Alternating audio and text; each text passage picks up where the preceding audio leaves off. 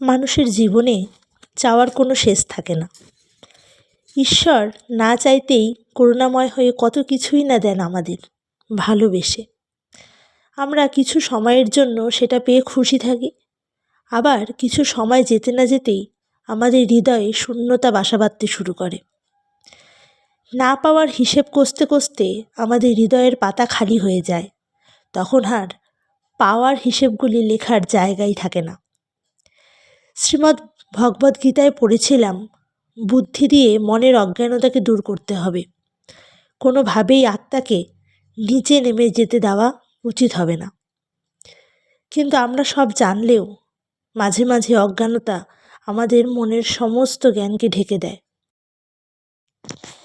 আমরা দিশাহীন হয়ে পড়ি, বিবেকহীন হয়ে পড়ি অনেক সময়। তখন বিভিন্ন অপরাধ আমাদের দ্বারা হয়ে যায়।